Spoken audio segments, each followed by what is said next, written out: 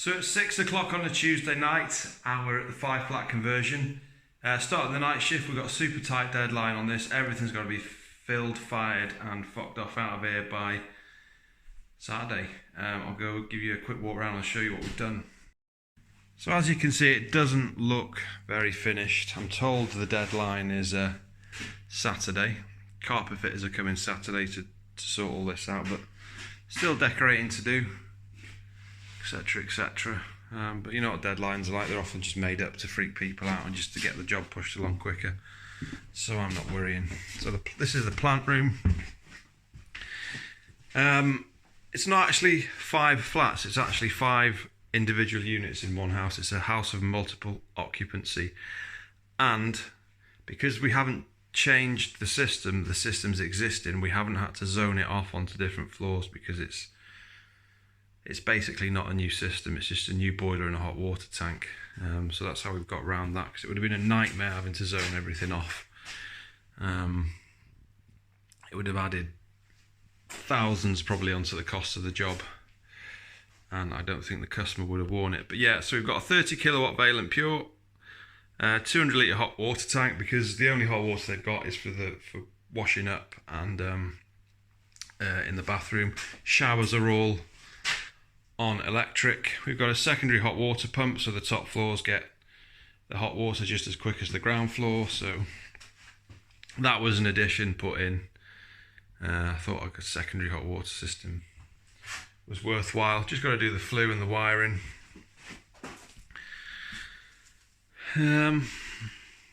Pipe work's pretty neat. I wasn't too happy with that section there. Ideally I would have liked to put done it slightly different, but site conditions are site conditions, and that's the way it had to be done. We didn't have much room to play with, and again we've got a window there which cut down the options for laying the plant room out. Apparently there's going to be washing machines and sinks along there. That's a job for the next couple of weeks. Condenser dryers, we need to get a drain through. Yeah, it's all good fun. Just gonna have a look at the bathrooms. Bathroom wise, they all pretty much look like this, or a variation of this. Short projection toilet, which is narrow. It doesn't look narrow in this picture, but I can assure you that's a super narrow, super short projection toilet. And again, the basins are quite small basins.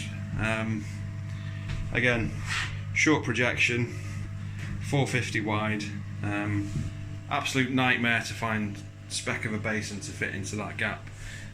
We did have another basin spec'd for it, but that went out of production due to COVID or some other wonderful thing like that. So yeah, ideal standard. Nabis tap, Nabis toilet, chrome towel rail. Gucci pipe covers, need to give those pipes a bit of a polish, they've gone a bit green. And again, pipe covers. On this job, I've kind of piped it semi-commercial because I want easy access to all the valves and fittings. So none of the pipes have been hidden. They're all bold and on display with big isolator valves on them because it makes my job easier for maintenance in the future. And again, showers raised up on plinths. We could have had them on the deck, but it's always better to be able to get in. And if you get leaks, you can look underneath and see where they're coming from.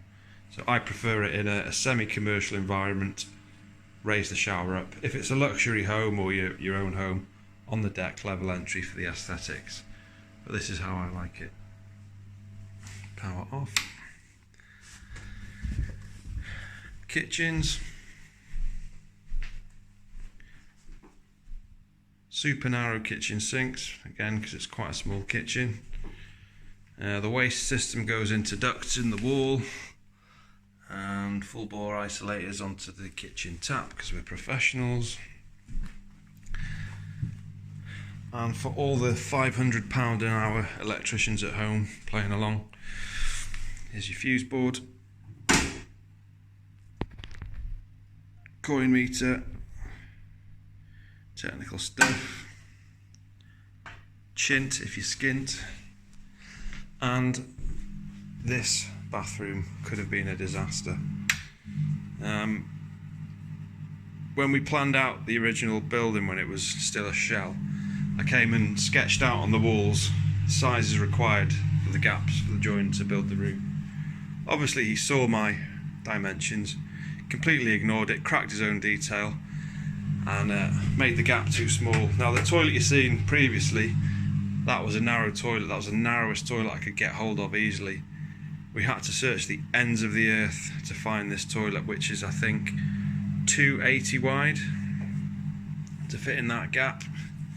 And again, it very nearly didn't work, because if you look, the distance here is further than the distance here, so when you put the seat up, if you have it flat against the wall, it won't fit. So we had to space the toilet forward. Not ideal, but you got to do what you got to do. And yeah, it's in, it's on, and it's flushing. Soil stack runs in that box in there, down to the one below. Durgo vent in the roof, and again towel rail. These ones are piped in HEP because I was in a rush and didn't have time to do it in copper. And again, a 700 by 760 shower tray, which is quite a small shower tray. Works a treat at the kitchen. You got the same again on the floor above, and one on the ground floor. And there we go. Best crack on and get it finished.